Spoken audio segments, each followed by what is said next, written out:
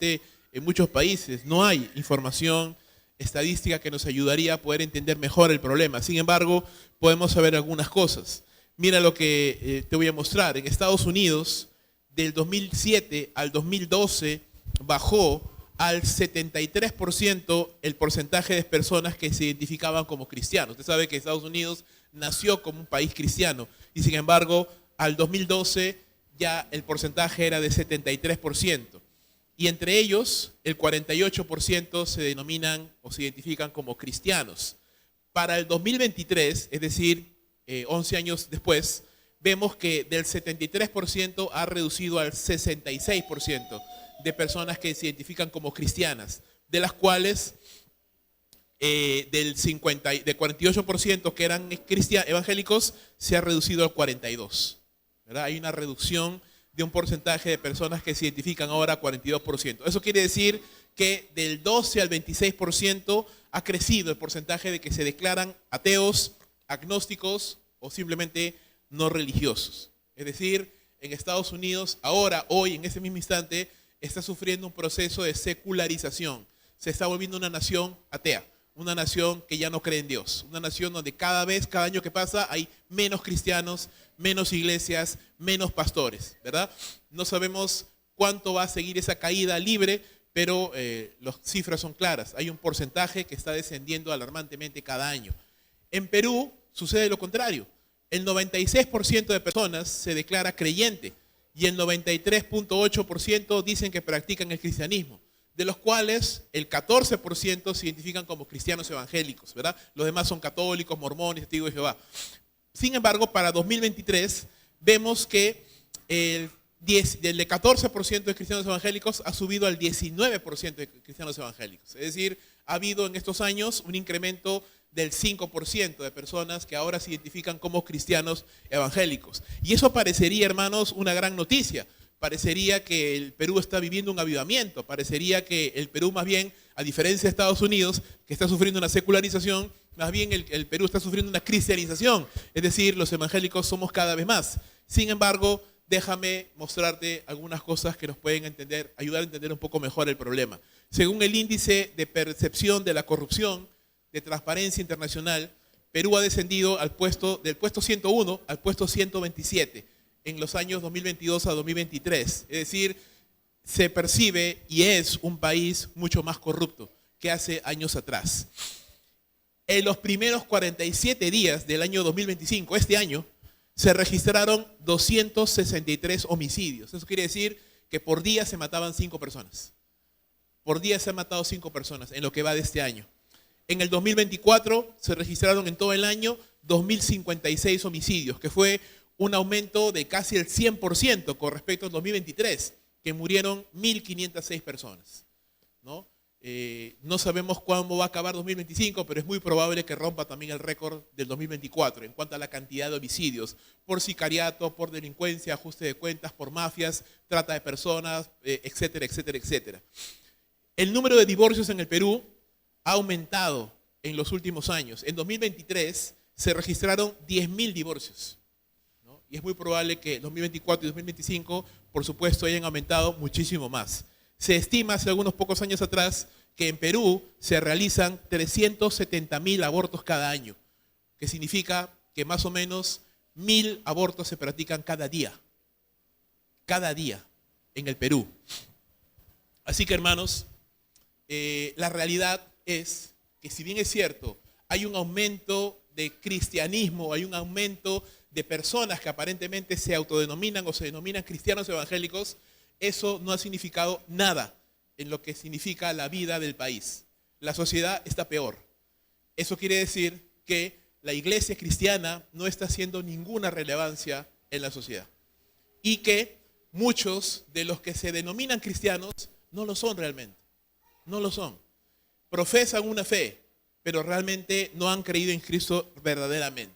¿Por qué? Porque ser discípulo de Cristo debería ser una diferencia. La Biblia nos muestra que los discípulos realmente trastornaron el mundo en el que vivieron. Como les dije al inicio, tenemos muy poca información en cuanto, por ejemplo, a cuántas iglesias hay en el Perú. Se estima hace muchos años atrás que aproximadamente habrán algo de 18.000 templos evangélicos. registrados, pero realmente no se sabe. No siquiera sabemos la cantidad de iglesias que hay en el Perú, ni siquiera sabemos la cantidad de iglesias que hay en Lima, ni siquiera sabemos a qué denominaciones pertenecen, ni siquiera sabemos cuántas denominaciones hay. Hay iglesias libres, hay iglesias que han surgido de divisiones tras divisiones. Entonces hay un desorden y hay una falta de información y no podemos tener información estadística que nos ayude a entender el problema de una manera más macro para poder tomar decisiones. Y sin embargo, hermanos, aquí estamos. En Lima, que es considerada ya una de las ciudades más violentas, más corruptas, más sucias y más inseguras del continente, rivalizando ya con México y con Colombia. Es triste, hermanos. ¿Por qué te doy estas estadísticas? Porque quiero que usted y yo meditemos, estamos meditando, estamos reflexionando en lo que es el discipulado, ¿verdad? Hemos visto que el discipulado es parte fundamental del cristianismo, es decir, un discípulo, un creyente es un cristiano y un cristiano es un discípulo. Sin discipulado no hay cristianismo. Una persona que no haya sido discipulado, que no esté siendo discipulado, que no esté llevando ese proceso de parecerse más a Cristo, entonces realmente no es un verdadero creyente. Una profesión nominal de fe no hace un cristianismo. Una persona que pasa al frente, hace una oración, llena una tarjeta o que asiste una vez al mes a la iglesia, no es un creyente. Lo que la Biblia nos dice es que un verdadero creyente es un discípulo de Cristo. Alguien, como vimos el domingo pasado, que está conociendo a Dios cada vez más, está creciendo en su conocimiento de Dios. Y hoy vamos a mirar otro aspecto más del discipulado. Un discípulo es alguien que obedece al Señor. Al punto tal, hermanos, que sin obediencia no hay discipulado. Y sin discipulado no hay cristianismo. No existe tal cosa como un creyente que no está obedeciendo al Señor. Un discípulo desobediente no es un discípulo verdaderamente. Podrá tener una profesión nominal, podrá creer que cree en Jesús, pero no es realmente un discípulo de Jesús. No porque la obediencia sea un requisito para la salvación, todo lo contrario. La obediencia es una de las evidencias de la salvación, de que he sido salvo, de que he creído en Jesús verdaderamente, entonces voy a querer obedecer al Señor. Te he mostrado este pasaje de Mateo capítulo 16 y estas estadísticas porque queremos entender no solamente el discipulado de los tiempos bíblicos, pero cómo podemos aprovechar esto, cómo podemos entender esto hoy, en nuestros tiempos, cómo entendemos el discipulado ahora, cómo lo entendemos en estos tiempos en los cuales vivimos. Y lo primero que tenemos que entender, lo primero que nos muestra la palabra de Dios es que el modelo de obediencia que el discípulo tiene que seguir es el Señor Jesús. Amén. El modelo de obediencia es el Señor Jesús. Es decir, si yo quiero mirar a alguien como un modelo, como una referencia para saber cómo debe ser un creyente, cómo debe de obedecer un creyente, tengo que mirar a Jesús. Mira lo que dice el versículo 21, Mateo 16. Desde entonces, dice, comenzó Jesús a declarar a sus discípulos que le era ¿qué? Necesario. No te saques de la mente eso. Era necesario ir a Jerusalén y padecer mucho de los ancianos, de los principales sacerdotes y de los escribas, y ser muerto y resucitar al tercer día. El pasaje paralelo, hay un pasaje paralelo de este, realmente hay dos, pero solamente vamos a mencionar uno. Marcos 8:31 dice, y comenzó a enseñarles que le era necesario al Hijo del Hombre padecer mucho y ser desechado por los ancianos, por los principales sacerdotes y por los escribas, y ser muerto y resucitar después de 3 días. Cristo habló claramente antes de su muerte y resurrección. Él les anunció a sus discípulos lo que iba a pasar. Él sabía y Él les enseñó a ellos lo que Él tenía que hacer. Y era necesario que así sea, porque para eso vino Cristo Jesús. Vino en amor y en obediencia a su Padre, se encarnó y vino a morir. Filipenses capítulo 2, versículos 5 al 11, nos dice claramente, hay en nosotros ese sentir que hubo también en Cristo Jesús, ¿verdad? El cual siendo en forma de Dios, no estimó el ser igual a Dios como algo a que aferrarse, sino que se despojó de sí mismo, haciéndose semejante a los hombres, no tomando forma de siervo, hecho semejante a los hombres. Y estando en la condición de hombre, dice, se humilló a sí mismo, haciéndose obediente hasta la muerte y muerte de cruz. Entonces, el motor que impulsó la actitud, el comportamiento, la disposición mental de Jesús era la obediencia. Por obediencia, Cristo se sometió a su Padre.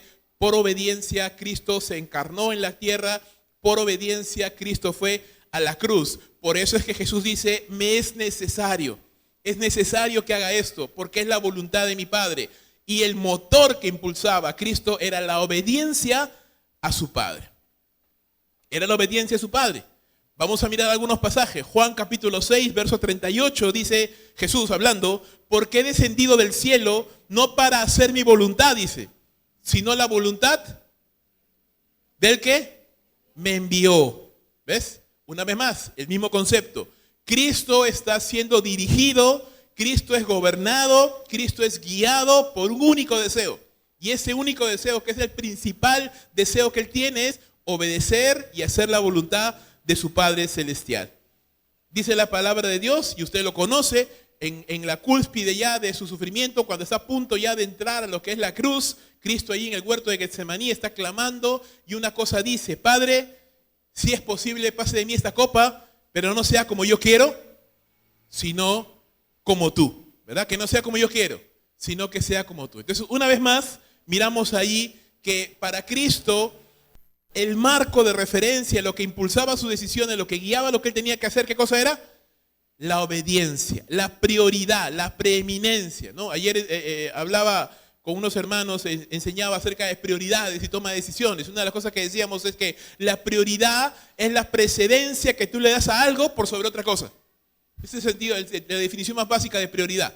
Es la precedencia que tú le das a algo sobre otra cosa. Y a lo que yo le doy precedencia es lo que para mí es importante en mi escala de prioridades. Para Cristo, su prioridad, lo que era precedente, lo que era primero por sobre todas las demás cosas, ¿qué cosa era? Hacer la voluntad de su Padre. Cuando Cristo está, Juan capítulo 4, sentado ahí al borde del pozo, cansado del camino, los discípulos van a buscar comida, van a buscar agua. Él se encuentra con la mujer samaritana, ¿verdad? Comienza a hablarle, comienza a evangelizarle, comienza a predicarle el evangelio. Los discípulos regresan con comida y agua. Le dicen: Señor, bebe, come, por favor. ¿Qué le responde Jesús? ¿De acuerdo? Mi comida es hacer la voluntad del que me envió. Lo que me nutre, lo que me da fuerza. Más allá de que, obviamente, el alimento físico es necesario para el ser humano. Uno puede vivir sin comer unos cuantos días. Sin agua no puedes vivir más de 2 días. Es algo necesario. No es una elección, no es una opción. Bueno, si quiero como, si no quiero no como. No, es una necesidad. Es necesario para el cuerpo físico comer. De la misma manera, para Cristo era necesario, era vital, era lo que le daba energía. ¿Qué cosa? Hacer la voluntad de su Padre. Entonces la obediencia era algo clave para la vida de Cristo Jesús. Él nos dejó un modelo claro de cómo usted y yo tenemos que vivir. Para eso Cristo vino a este mundo, por eso murió, y eso fue lo que guió toda su vida, la obediencia. La obediencia es fundamental y es algo que no queremos reconocer o que no queremos ver en estos tiempos, pero es verdad, la obediencia. ¿Y la obediencia qué cosa es? Es el apego, es la aplicación, es la sujeción a una verdad, a un orden, a un mandamiento. ¿Por qué hoy los cristianos fallamos tanto en la obediencia? Porque fallamos en tener un marco de referencia. Para el creyente promedio, la Biblia no es el marco de referencia. La Biblia no es la máxima autoridad. Y si la Biblia no es la máxima autoridad, entonces ¿por qué tendría que obedecerla? Para muchos creyentes, la máxima autoridad, ¿sabe cuál es? Su propio pensamiento. Su comodidad, lo que le parece, lo que desea hacer. No lo que Dios ha establecido como algo que se tiene que hacer independientemente de la edad, la cultura y las personas. La Biblia independe del lugar donde esté. La Biblia es la misma. Amén. La palabra de Dios es la palabra de Dios. Aquí, en China, en Rusia, en Turkmenistán, en cualquier lugar. La Biblia es la palabra de Dios y debe ser obedecida de la misma manera por todos los creyentes. Si considero yo que la Biblia es la palabra de Dios, pero si yo no considero que la Biblia es la palabra de Dios, si yo no considero que es la máxima autoridad, entonces no tengo un marco de referencia, entonces no tengo por qué obedecerla. Y obedezco mi propia agenda, mi propio plan, mi propio designio. Primera de Pedro, capítulo 2, versículo 21.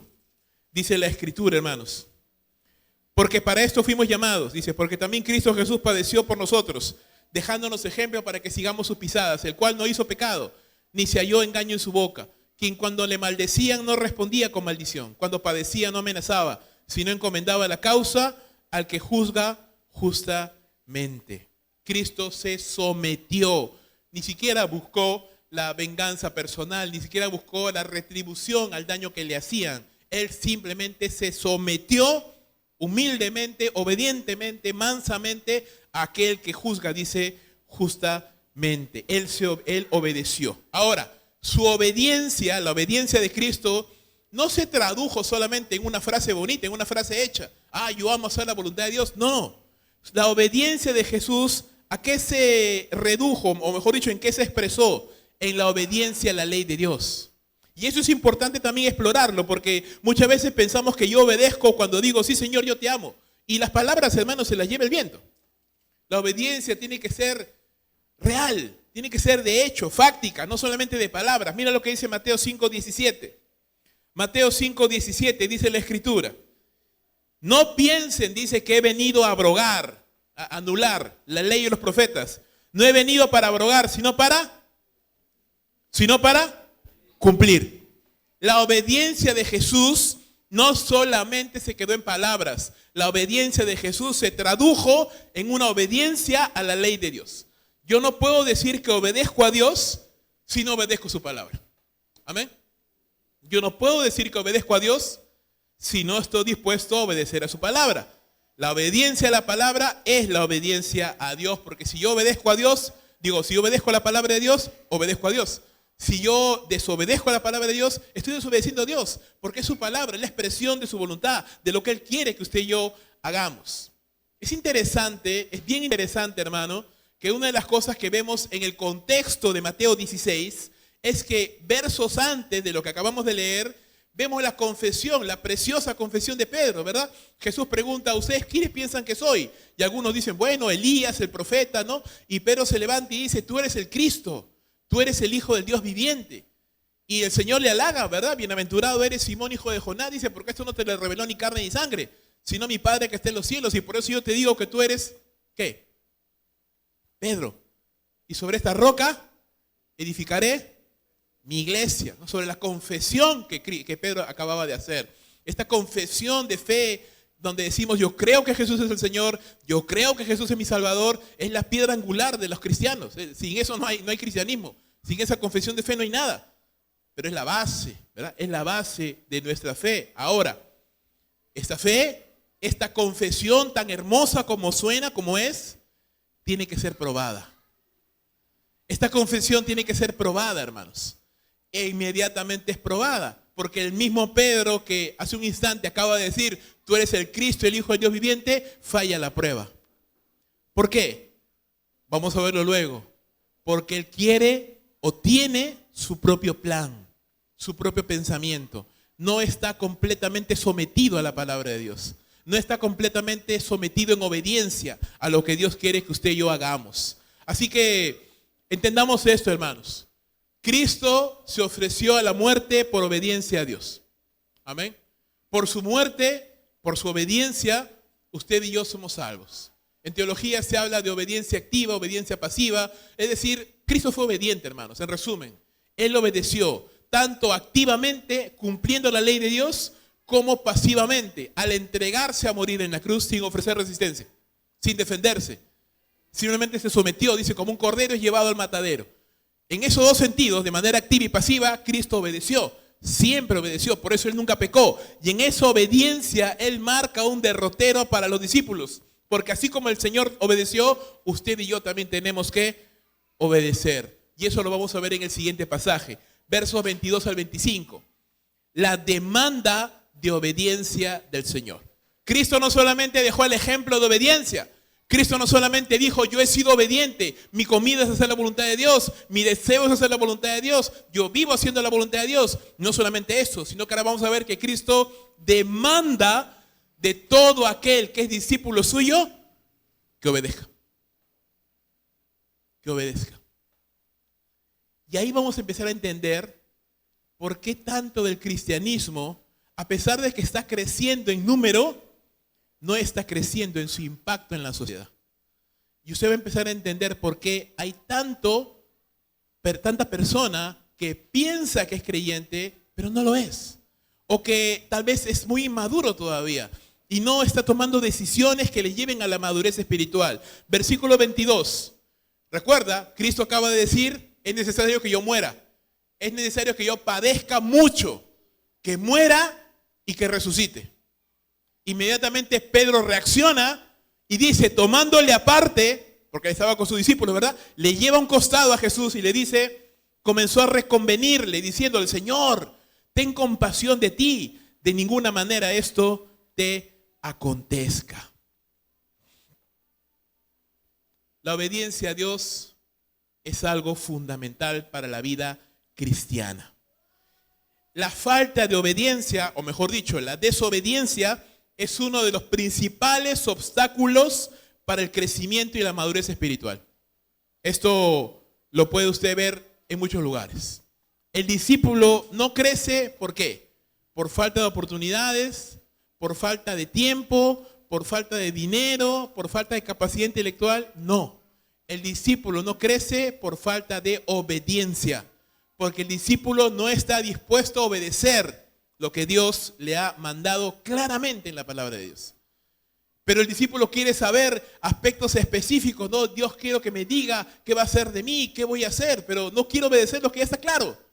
No quiero obedecer lo que está claro, menos voy a poder obedecer lo otro.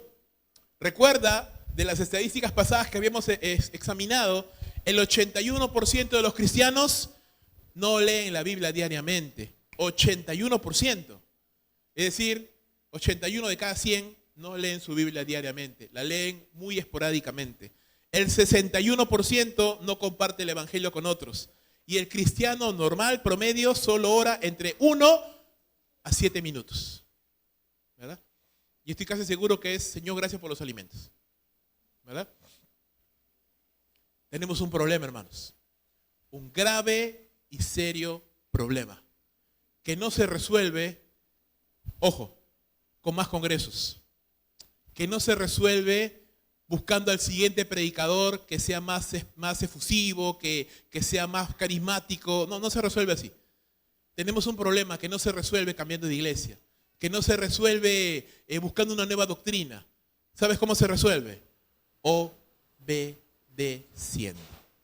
Es la única solución. La obediencia es lo único que usted y yo necesitamos para poder crecer.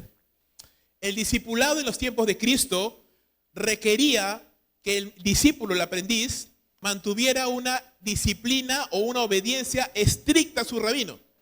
Es decir, el discípulo que inmediatamente desobedecía al rabino, el rabino automáticamente, chau, porque no servía. No estaba dispuesto a pagar el precio para el aprendizaje que estaba llevando. Ningún maestro consideraría a un discípulo que no obedeciera todas sus enseñanzas. Y sin embargo, vemos aquí a Pedro, escuchando lo que Jesús acaba de decir, llevándole aparte, y mira, la palabra en el idioma original, la Reina Valera lo ha traducido como reconvenir, que es un poquito suave realmente, porque la palabra significa literalmente reprender. Es la misma palabra, o sea, es el mismo término que luego se utiliza, por ejemplo, en Mateo 8:26, cuando dice que Cristo reprendió a los vientos. O también cuando en Mateo 17:18, Cristo reprendió a un espíritu inmundo. Es la misma palabra, reprendió. Pedro se tomó el atrevimiento de reprender al maestro, de reprender a Jesús. ¿Y por qué? ¿Qué le dijo? Mira, voy a hacer una traducción literal de lo que dijo. Lejos de ti, Señor, no, nunca esto te sucederá.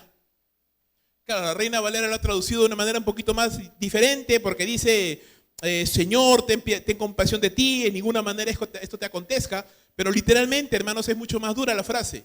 Pedro le está diciendo, lejos de ti, Señor, no, nunca. Está usando un doble negativo. En el griego el doble negativo significa algo, es una prohibición. O sea, Pedro está tomándose el atrevimiento de prohibirle al Señor que haga esto. Le está diciendo, lejos de ti, Señor, no, nunca esto te sucederá. Ni siquiera está diciéndole, no lo hagas, por favor. No, esto no te va a suceder. No te sucederá, no lo hagas. No, para nada. Ahora, quiero que entiendas un momento. Pedro se lo ha llevado aparte al maestro. Jesús está delante de él. ¿Por qué es esto? Porque el texto dice que Cristo se volvió y le habló a Pedro. Así que Jesús estaba delante y Pedro estaba detrás como que hablándole, ¿no? Señor, no hagas esto. ¿Cómo se te ocurre? No, esto de ninguna manera, ¿no? Está tratando de hablarle, está tratando de reprenderle, ¿no? Llamarle la atención. Señor, mira, ¿cómo van a quedar tus enseñanzas? No, deja de estar hablando de esas cosas, ¿no? tratando y tomándose el atrevimiento, vuelvo a repetir, de reprender al maestro. En su percepción humana, carnal, inmadura, el sufrimiento y la obediencia eran buenos, pero tampoco para tanto, ¿verdad? Es decir, está bien obedecer a Dios, pero tampoco no nos vamos a ir al extremo. Es decir, yo amo a Dios, pero tampoco soy fanático, ¿no? Es decir, morir, no, ya, estamos hablando de cosas mayores. No es necesario morir. Podemos tener lo mejor de los dos mundos. Puedo tener lo mejor del mundo y puedo tratar de seguir siendo agradable a Dios. Y eso es lo que muchas personas piensan. ¿Para qué ser radicales, ser fanáticos? No, yo puedo tener lo mejor de ese mundo, disfrutar de ese mundo y de las cosas que hay en este mundo, pero a la vez también estar pues, bien con Dios, y queremos con un pie estar bien con Dios y con el otro pie estar bien con el diablo. Por eso es que Cristo dice, se vuelve, porque estaba delante de él, se voltea a Pedro. ¡Au! Sí que me desarmo ya. No tienen aceite por ahí, pero las tuercas ya están ya. Por eso es que Cristo se vuelve, dice, y con mayor firmeza le responde diciéndole, quítate delante de mí, Satanás. Eres tropiezo para mí porque, ojo, no pones los pensamientos en las cosas de Dios, sino en las de los hombres. ¿No? El texto original dice eso.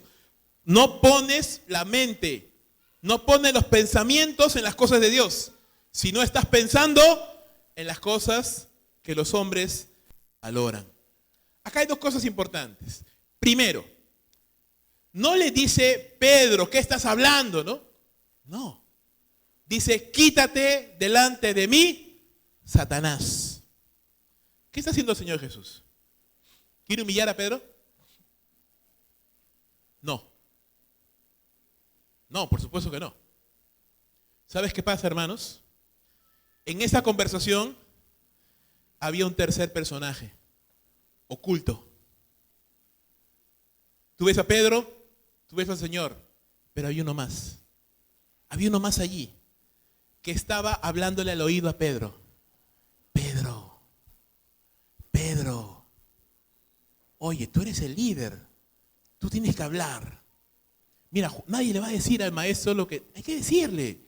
Hay que decirle que está siendo muy fanático. Por favor, levántate, Pedro. Cuida a tu maestro. ¿Acaso no lo quieres? ¿Cómo va a morir de esa manera? No. Cuídalo. Muéstrale tu lealtad. Mira, tú acabas de decir hace un instante, mira, te ha alabado, te ha dicho que tú eres Simón, hijo de Jonás, ¿verdad? Levántate, toma tu liderazgo, háblale, dile. No, que no muere en la cruz. ¿Cómo va a ser eso? No. Y Pedro dice, ¿verdad no? ¿Cómo va a morir? Si él tiene que ser rey. Claro, ya ves, yo sé lo que te digo. Tiene que ser rey y tú vas a ser uno de sus gobernantes. Si se muere, ¿qué va a hacer de ti? ¿Quiere volver a la pesca? No. Entonces, usted me está entendiendo lo que estoy tratando de hacer. Satanás está hablando. Como nos habla muchas veces, hermano. Al oído. ¿Para qué te esfuerzas tanto? El pastor quiere que vayas a la vigilia. ¿Para qué? No. ¿Mañana acaso no tienes que trabajar? Sí. ¿Y vas a ir así cansado? No. Entonces, descansa. Mira, y a fin de mes no te alcanza para diezmar. Pero, ¿acaso Dios quiere que dejes sin comer a tus hijos? No. Cuida a tus hijos. ¿O eres mal padre? No. Además, ¿para qué el pastor quiere tanta plata? ¿Verdad? Y comienza. Y te puedo poner 1.000.000 de casos. Hay un montón, ¿verdad?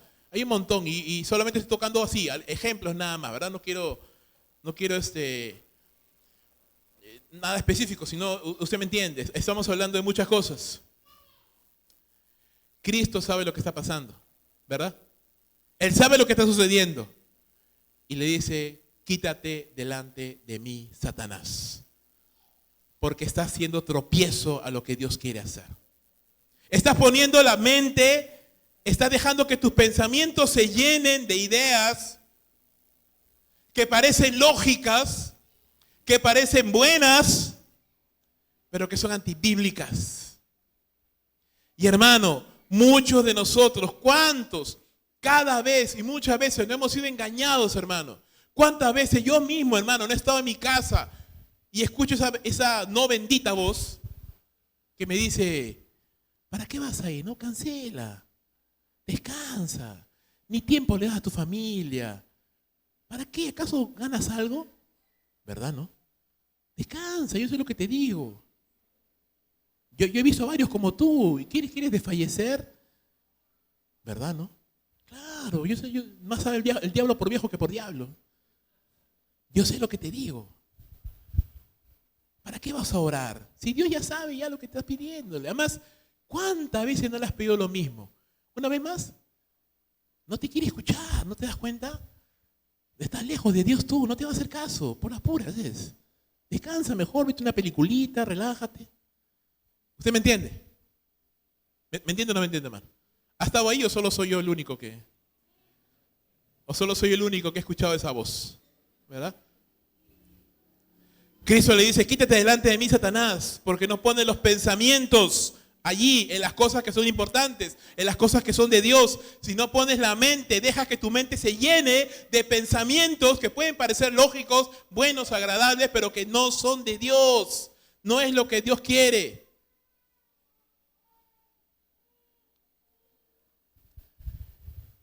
Dios quiere que sufras, que te canses, que te quedes sin plata. ¿Para qué? ¿Quién te da las gracias? Encima te habla mal de ti.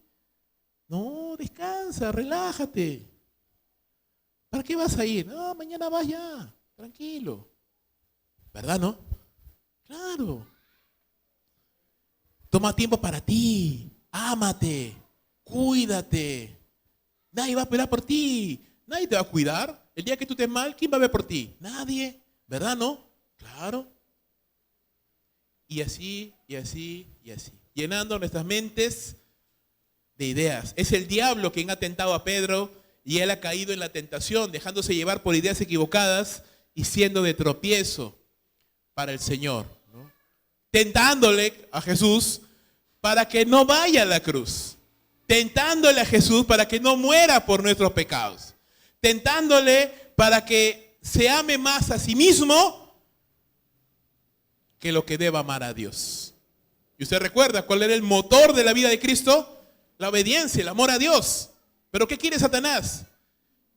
Tentar de una manera ilusa, claro, pero tentar para que Cristo deje de amar tanto a Dios y empiece a amarse un poquito más a sí mismo.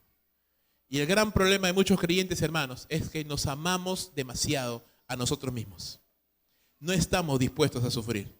No estamos dispuestos a tomar decisiones que significan algún tipo de incomodidad para mí. Porque decimos, no, ¿por qué? ¿Cómo? No es posible. Y cedemos. Pero yo tengo una pregunta. ¿Cristo estuvo dispuesto a sufrir? Y nosotros no queremos sufrir, hermano. Cristo estuvo dispuesto a lo que fuere por amor a Dios. Y nosotros no estamos dispuestos a sufrir.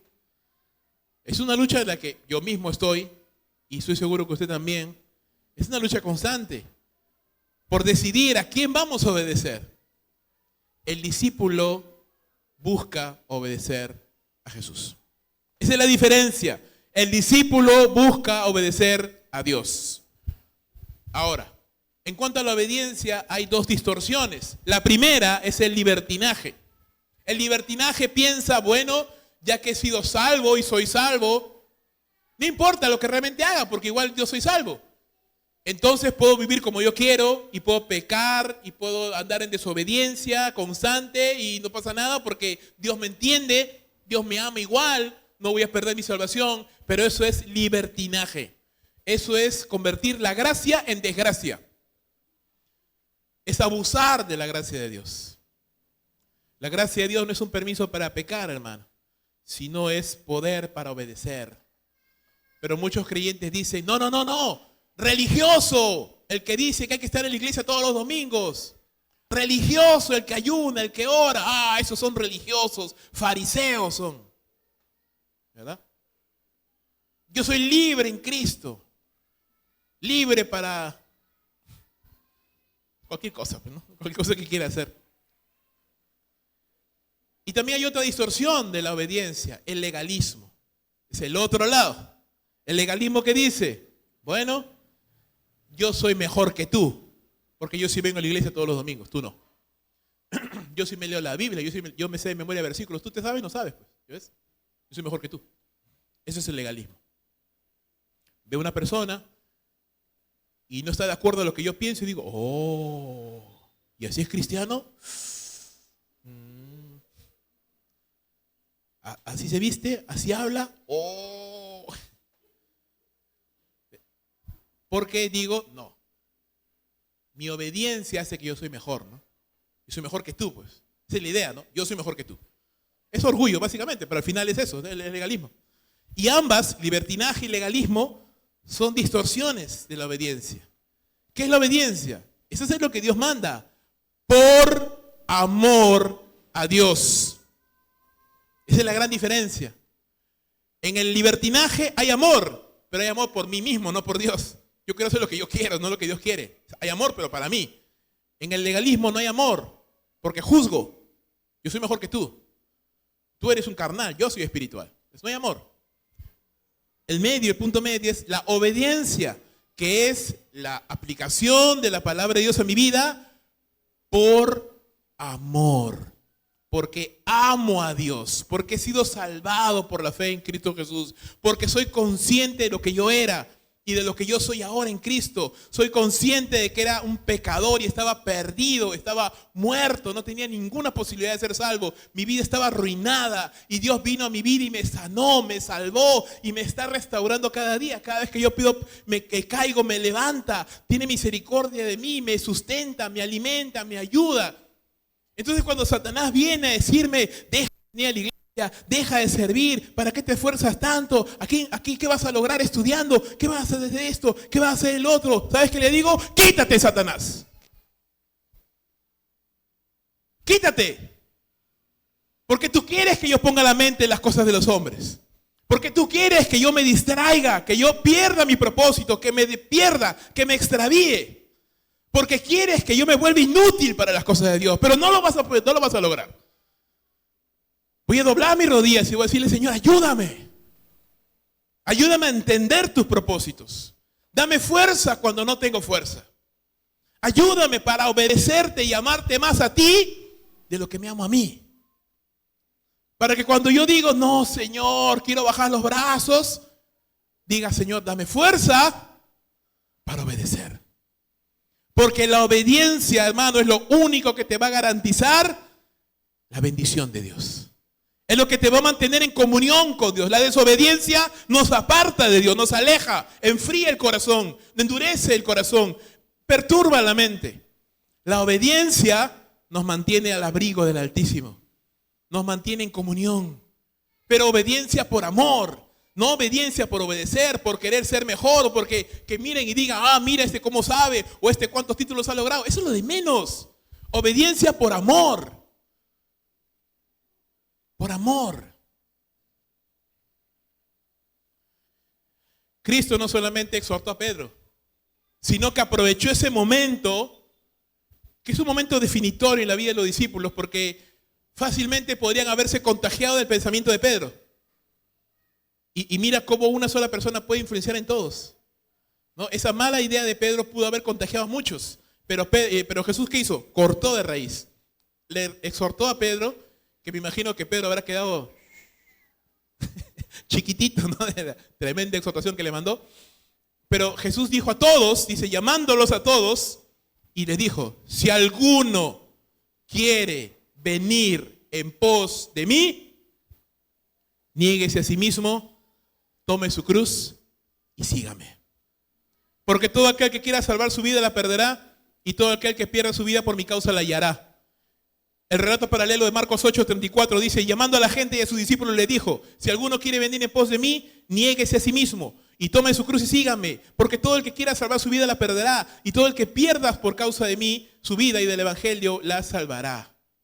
Hermano, la salvación es producto de la soberanía de Dios, es un regalo que Dios te ha dado. Tú no haces nada ni para tenerla ni para perderla, no puedes perderla. Es un regalo que Dios te ha dado, pero la obediencia no es un regalo. La obediencia es una decisión. Amén. La salvación es un regalo que Dios te da. Y yo te animo en esta mañana, recibe el regalo de Dios. Él te ha regalado la salvación. Él ha entregado a su Hijo para morir por tus pecados. Es un regalo, es un don de Dios. No por obras, dice, para que nadie se gloríe, puesto que es don de Dios, es un regalo de Dios dado a la humanidad. Por eso Pablo decía en 2 Corintios 6, hoy es el día de la salvación, hoy es el día en que tu vida puede cambiar. No desprecies la gracia de Dios, recíbela. Es el regalo, abrázalo, dile al Señor gracias por la salvación. Yo creo que Jesús es el Salvador del mundo, es mi Salvador. Pero la obediencia no es regalo. La obediencia es decisión que tú y yo tenemos que tomar. Es una decisión. Yo decido, ¿soy obediente o soy desobediente? No estoy en la mitad, no hay punto medio aquí. O estoy obedeciendo a Dios o no le estoy obedeciendo, simplemente. Te digo una cosa, Jesús enseña, el discípulo obedece.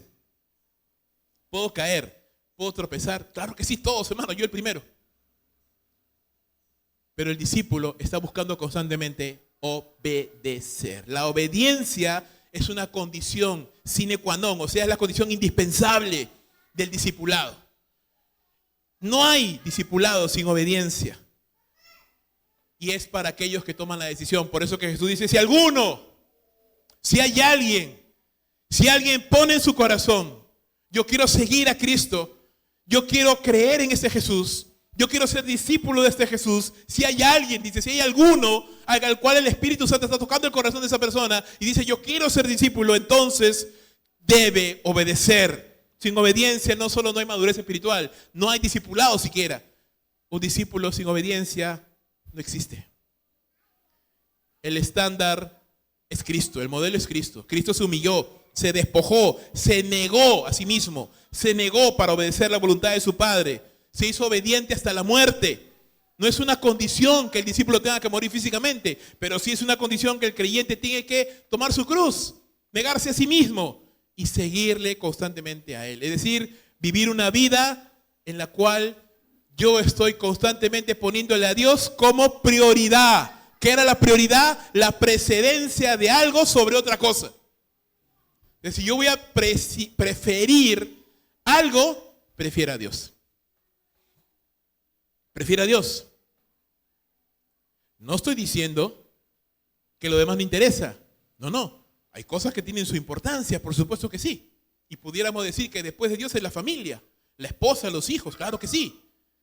Y otras cosas más, los padres, el trabajo, y hay muchas cosas más que son importantes también en la vida. Pero si hay algo que tiene que estar en la cúspide, que tiene que tener precedencia sobre todo lo demás, es Dios. Dios tiene prioridad. Debe tener prioridad.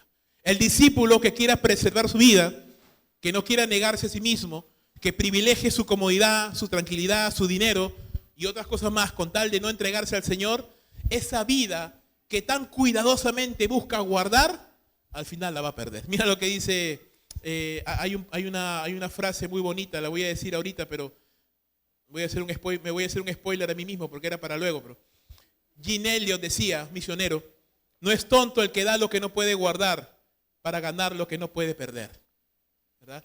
No es tonto el que da o el que pierde lo que no puede ganar, no puede guardar, para ganar lo que no puede perder, ¿no? Lo que Dios nos da realmente. Si alguien busca su vida, si alguien está buscando disfrutar, si alguien está buscando ponerse por encima él mismo antes que lo demás, esa vida que tan cuidadosamente busca guardar, dice Cristo, esa vida la perderá. Y aquel que se niega y se entrega confiadamente a los brazos del Salvador, que es capaz de dejar trabajo, que es capaz de dejar cosas con tal de preferirle al Señor, esa vida que desprecia, esa vida va a recibir como premio, como recompensa, porque eso es lo que Dios promete. Él lo promete. Cristo, hermanos, entonces demanda obediencia. No solamente la espera, la demanda. Mira, Juan 14:15. Si ustedes me aman, guardarán mis mandamientos. Que es otra manera de decir, si tú dices que realmente amas a Dios, tienes que obedecerle. Yo no puedo decir que amo a Dios y no lo obedezco, hermano. Y recuerda, ¿qué es la obediencia? ¿Poner un post en Facebook que diga yo amo a Dios? No, eso no es obediencia. Eso no es obediencia. La obediencia a Dios es obediencia a la palabra de Dios.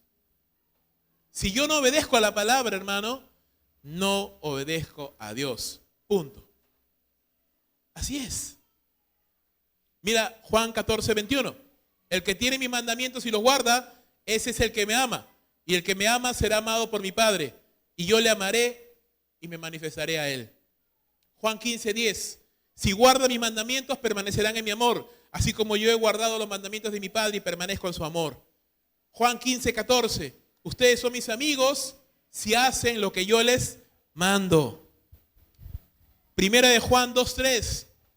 En esto sabemos que lo hemos llegado a conocer, si guardamos sus mandamientos. El que dice, yo le conozco, pero no guarda sus mandamientos, es un mentiroso y la verdad no está en él.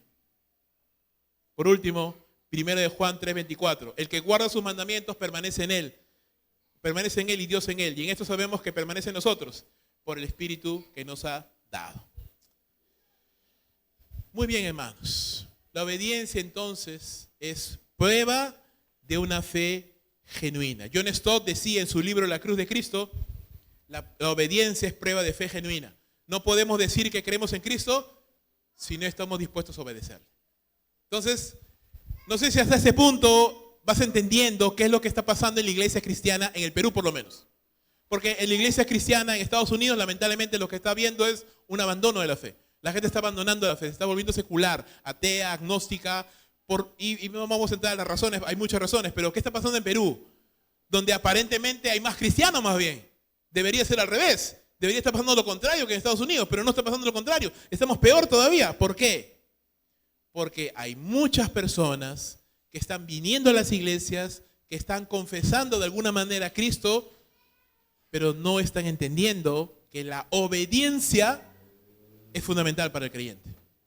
Entonces, estoy en la iglesia de Cristo, canto las canciones de Cristo, escucho la palabra de Cristo, pero no quiero obedecer a Cristo. No quiero obedecerme. Y muchas veces la iglesia los permite. Yo he escuchado varias iglesias que ahora tienen este eslogan, ¿verdad? Ven, como sea, ven, acá te recibimos, acá vas a encontrar amor, ¿verdad? Ven, acá vas a ser aceptado. Y he escuchado varias iglesias que tienen variaciones del mismo eslogan, ¿no? Y no está mal, digo yo, no está mal que aceptemos a las personas, porque para eso está la iglesia, ¿no? Para recibir a las personas, pero el problema es cuando las personas llegan y se quedan igual. O sea, no hay una demanda, ¿verdad? No hay una enseñanza de lo que significa ser creyente, del discipulado, de las disciplinas espirituales, de la santidad, de la obediencia. No hay una enseñanza. Entonces la gente asiste a las iglesias, se sienten cómodas, un ambiente agradable, un ambiente bonito, hay gente cordial, gente amable, hacen amigos, pero no hay verdaderamente un cambio de vida. Entonces tenemos cientos o miles más de creyentes, pero que todavía en sus vidas hay infidelidad, hay abortos, hay pornografía, hay divorcios, ¿verdad? A mí me gustaría saber esas estadísticas, no existen. ¿Cuántos cristianos, por ejemplo, están luchando con estos pecados? ¿Cuántos cristianos se han divorciado, están siendo cristianos ya? O sea, conocer eso sería muy bueno para saber cómo estamos. Ahorita estamos en una nube negra porque no se sabe, no hay estadísticas. Nadie está hablando de eso. ¿Cuántos muchachos están lidiando con la homosexualidad? ¿Cuántas muchachas están lidiando con el lesbianismo? ¿Cuántos hombres cristianos están atados o peleando con la pornografía? No se sabe, es una caja negra. No hay información. Y necesitamos saber eso. Porque si no sabemos eso, hermano, no sabemos dónde estamos. Pensamos, no, estamos bien. ¿Por qué? Porque nos reunimos todos los domingos, porque había un montón de cabecitas en el templo. Pero no sabemos realmente cómo estamos viviendo. Por eso es que vemos que el cristianismo sigue avanzando, pero el impacto sigue siendo negativo. No sé si me está dejando entender, hermano. Dime amén por lo menos para mostrarme que estás vivo.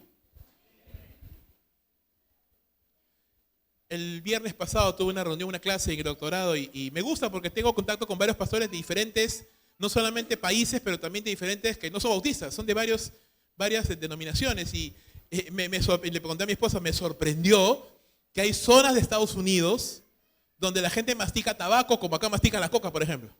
Allá mastican tabaco. Y me contaba a los pastores, hay varias iglesias donde a la entrada de la iglesia hay una canastilla o un locker con varias ventanitas donde dice, por favor, deje su arma y su tabaco. Y los cristianos dejan sus armas y el tabaco. Pastores que fuman. Y yo decía, ¿qué? Espera. ¿Iglesias cristianas evangélicas Pastor, cristianas, evangélicas, bautistas incluso. ¿Qué? O sea, para mí me explotó la cabeza porque eso es algo que acá no hay. Pero déjame decirte, ¿quién sabe que de acá a unos cuantos años también haya eso aquí? Porque con el nivel de inseguridad ahorita todo un debate, ¿no? Si las personas pueden portar armas o no. Entonces, hay muchas cosas de la cultura que están entrando en las iglesias. Están entrando en las iglesias. Y a veces uno no conoce porque estamos aquí en nuestra realidad, pero hay un mundo más grande. Y lo que quiero decirte, hermanos, es de que si permite la iglesia que la cultura entre con... Hay aspectos buenos, pero hay aspectos dañinos de la cultura. Entre la iglesia estamos fritos. Estamos fritos porque el evangelio no es cultural. El evangelio es la palabra de Dios. Y el discípulo tiene que obedecer. No la cultura. No somos llamados a asemejarnos a la cultura. Somos llamados a obedecer la palabra de Dios. Estamos en el mundo, dice Jesús, pero no somos del mundo. ¿Usted me entiende? Entonces, somos llamados a estar aquí, pero obedeciendo la palabra de Dios. Por último, termino. Versos 26 y 28. Así como hay un modelo de obediencia, que es el Señor Jesús, así como hay una demanda de obediencia, Cristo demanda que sus discípulos lo obedezcan, también hay una recompensa para la obediencia. Gloria a Dios, hermano. ¿Cuándo no quiere ser recompensado? Yo quiero ser recompensado, hermano. Yo quiero la recompensa, hermano. Claro que sí, yo quiero la recompensa del Señor. Dice verso 26, ¿por qué? ¿Qué aprovechará el hombre si ganara todo el mundo y perdiere su alma? ¿O qué recompensa dará el hombre por su alma? Porque el Hijo del Hombre vendrá en la gloria de su Padre con sus ángeles y entonces pagará a cada uno conforme a sus obras. De cierto les digo que hay algunos de los que están aquí que no gustarán la muerte hasta que hayan visto al Hijo del Hombre viniendo en su reino. La recompensa para la obediencia es real en esta vida y en la venidera. No quitará el bien, dice la palabra de Dios, al que ande en integridad. El que camina en obediencia va a ser recompensado en esta vida y en la venidera, hermano. Jesús lo prometió. No hay nadie que no habiendo dejado casa, padre, hijos, hijas, hermanos y hermanas, no recibirá 1000 veces más en esta vida y luego la vida eterna. Así que hay recompensa para aquel que le busca, para aquel que le sirve, aquel que piensa, no, voy a perder mi dinero, voy a envejecer más rápido, no voy a descansar, que prefiero guardar mi vida por servir a Dios. Está olvidando eso, que hay más recompensa al servir a Dios que al no hacerlo. El creyente que no entiende esto, dice, tiene las prioridades equivocadas y busca ganar todo el mundo, pero perderá su alma. Recuerda, y Jesús hace la pregunta claramente, ¿qué aprovecha si yo gano todo el mundo, pero pierdo mi alma? No aprovechen nada, porque el día que muera no me llevo nada de lo que acumule aquí. Y eso no es una apología a la pobreza, ni al conformismo, no. Es una explicación de los propios labios del Señor Jesús para poner las cosas en su debida proporción. ¿Tenemos que trabajar, hermano? Sí. La Biblia dice claramente, el que no trabaja, que no coma. Y la Biblia manda apartarse de aquellos que andan desordenadamente. Es decir, que no comen y no trabajan y están chismeando y haciendo tonterías. Tengo que trabajar, tengo que esforzarme. Y eso, por supuesto, demanda un esfuerzo físico, que muchas veces será mayor dependiendo de la labor que haga. Eso se entiende completamente. O sea, nadie es ciego a eso. Pero yo no vivo para el trabajo. ¿Usted me entiende? El día de la vigilia, por ejemplo, ¿no? Que terminamos a las 5 de la mañana, gracias a Dios, porque quería que se haya dormido un par de horitas, y nos vimos por Prolongación Tacna, salimos por Hacho, por Mercado Flores. ¿Conoce el Mercado Flores que está ahí por Hacho? Y estaba todo ya, los camiones desembarcando las flores, y vendiendo y comprando, y la gente, yo le decía a mi esposa, desde las 3 de la mañana todos están de pie ya. Pasamos por Caquetá, no se podía pasar el tráfico que había. Camiones desembarcando cosas, la gente comprando. En oscuro y estaban trabajando. Ellos viven así. Y yo conozco gente allí, porque yo he vivido ahí toda mi niñez, que tú llegas a la mañana, está su tienda prendida. Yo a veces vengo acá a la iglesia, paso por allá, son las 11, 12 de la noche y la tienda sigue prendida. Siguen vendiendo. Esa gente vive para trabajar. No hacen nada más, solo viven para eso. A eso me refiero. Cuando la gente vive solamente por el dinero, se desesperan por el dinero, sean 1, 2, 3 trabajos, no importa si no van domingo a la iglesia, si no dejan a los hijos, si no los cuidan, si no salen con la mujer. ¿Usted me entiende? Todo el tiempo viven para el trabajo ya. Es una desesperación el dinero. Ese es el problema. No está mal trabajar, hermano. Y vuelvo a repetir, hay trabajos que son más desgastantes que otros, eso se entiende. Pero lo que me refiero es cuando mi vida está solamente función al dinero. Eso es lo que Jesús dice, ¿no? ¿Qué hago yo si gano todo el mundo? Trabajo, edifico, compro, tengo dinero. Al final me muero. ¿Qué gané? Nada. No gané nada. Porque no me puedo llevar nada y porque no hice tesoro en el cielo. No tenía nada. Me quedé desnudo completamente. Acá podía verse rico, pero ella no tenía nada, ni un peso. Entonces no aprovecha de nada. Pregunta, dice, otra pregunta. ¿Qué recompensa dará el hombre por su alma? No puedes, pues, porque el alma no se puede. Tú no puedes comprar tu salvación. Tú no puedes comprar santidad. Tú no puedes comprar medallas en el cielo, ¿verdad? Te acercas a un hermano que sirve, hermano, véndeme un poquito de tu servicio, ¿no? Para que pase como mío. No. Cada uno va a dar cuenta a Dios de sí mismo. ¿Verdad? Yo no voy a decir al Señor cuando me presente delante de Él, no, mi pastor trabajaba mucho, ¿no?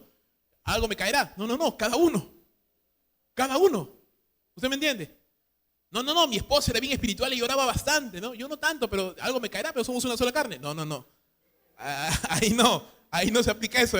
Una sola carne se acaba con la muerte. La sola carne se acaba con la muerte, por ese caso. Así que ahí está solo.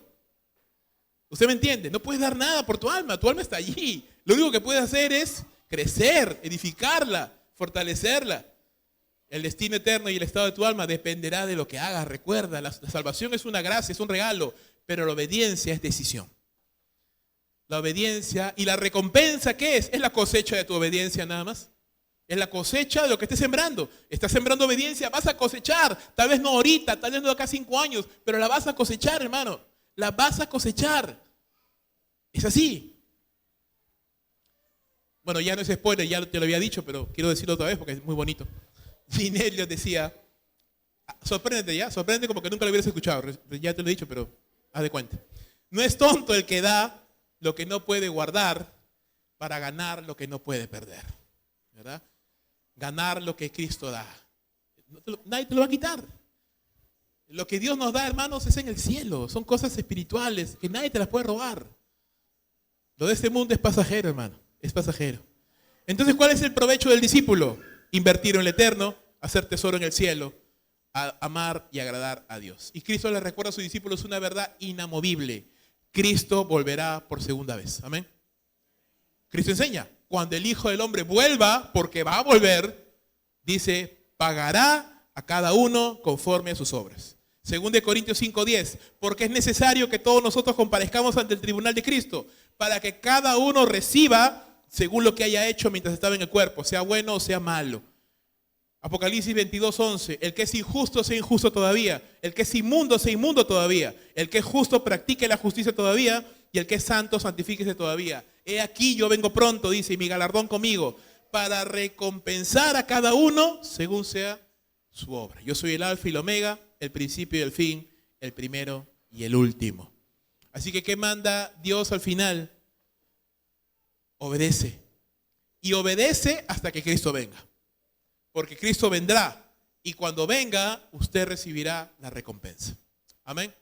Usted recibirá la recompensa. Sea fiel. A.W. Tozer, en su libro El conocimiento del Dios Santo, decía, la obediencia a Dios es la esencia de la verdadera adoración. La obediencia es la respuesta natural del corazón que ha sido tocado por la gracia de Dios. Es decir, la obediencia es natural para el creyente. Sí, en algunos aspectos puede ser una lucha, pero en un sentido general es la respuesta natural del creyente. El creyente quiere obedecer. Cristo obedeció hasta la muerte. El creyente debe obedecer. Es un principio fundamental del discipulado. Sin obediencia no vamos a ningún lado. No crecemos, no avanzamos, no experimentamos la bendición de Dios, no maduraremos, no creceremos, no entenderemos las verdades espirituales, no profundizaremos, no podremos ser usados por Dios, no desarrollaremos nuestros dones espirituales, no seremos relevantes para nadie. Es decir, si estuviéramos y no estuviéramos, no significa nada, porque no hemos crecido, básicamente. Pero Dios quiere que usted y yo crezcamos, Dios quiere que usted y yo maduremos. ¿Y cómo vamos a madurar? No con el paso del tiempo, no, sino con la decisión de decirle, Señor, yo te quiero obedecer. Ayúdame a obedecerte. Amén. Ayúdame a obedecer. Y que en esta mañana, hermano, el Espíritu Santo hable a tu corazón y te muestre en qué áreas de tu vida usted tiene que obedecer. Así como yo le pido al Señor, Señor, ¿en qué áreas de mi vida yo todavía tengo que rendirme a ti? Yo todavía tengo que obedecer. Yo tengo que ser honesto conmigo mismo y decir, necesito obedecerte, Señor. Necesito dejar de hacer eso y comenzar a honrarte de todo corazón. Porque Dios quiere obediencia externa, pero sobre todo obediencia interna, obediencia del corazón. De nada sirve, hermano, que yo esté aquí cantando bonito, diciendo, haciendo, aparentemente haciendo cosas, pero mi corazón está lejos de Dios. Dios quiere que yo le obedezca de corazón, por amor y permanentemente hasta que Cristo vuelva por segunda vez. Señor, te damos gracias, te amamos, te bendecimos en esta mañana. Padre, cuán necesario es, Señor, seguir las pisadas de nuestro Señor y Salvador Jesucristo. Él obedeció hasta la muerte y muerte de cruz. Él decidió de todo corazón obedecer y estuvo dispuesto a la muerte, a la humillación extrema, con tal de mantener su obediencia a ti. Aunque fue tentado varias veces, Señor, nunca se rindió y siempre hizo la voluntad tuya. Y ahora, Señor, nos manda a nosotros, sus discípulos, sus hijos, que obedezcamos también. Señor, ayúdanos. Con el poder del Espíritu Santo y con la iluminación, Señor, de la palabra de Dios, ayúdanos a obedecer. Ayúdanos a tener las prioridades correctas. Señor, si nos hemos metido en problemas, Señor, si hemos debilitado nuestras almas, Señor, si hemos tomado conductas o caminos equivocados y estamos agobiados y estresados y tristes, Señor, alegra nuestros corazones, fortalécenos, ayúdanos a obedecerte. Queremos obedecerte, Padre. Tu palabra dice que si pedimos algo conforme a tu voluntad, sabemos que tenemos lo que hemos pedido, porque estamos pidiendo conforme a tu voluntad. Y en esta mañana, Señor, puedo tomarme el atrevimiento de decir que estamos orando conforme a tu voluntad, porque te estamos pidiendo, Señor, como iglesia y como hermanos, ayúdanos a obedecerte. Señor, quiero obedecer. Señor, quiero obedecer, quiero honrarte con mi vida, con mis labios, con todo mi ser. Quiero honrarte, quiero obedecerte. Quiero, Señor, que mi presencia y mi camino en esta vida sea de impacto, Señor. Sea un testimonio vivo de que Cristo vive. Sea un testimonio, Señor, de que la palabra es real. Ayuda a mi vida, ayuda a mi matrimonio, a mis hijos, porque queremos ser gente que obedece a Dios. Ayuda a la iglesia, Señor, porque queremos ser una iglesia que sea conocida, Señor, por su obediencia a Dios. No queremos ser libertinos, ni tampoco legalistas. Queremos solamente obedecer. Y obedecer porque tú lo has mandado, obedecer porque lo mereces, obedecer porque tú eres santo, obedecer porque tú nos diste el ejemplo. Y obedecer porque esperamos la recompensa que viene de ti, no la del hombre.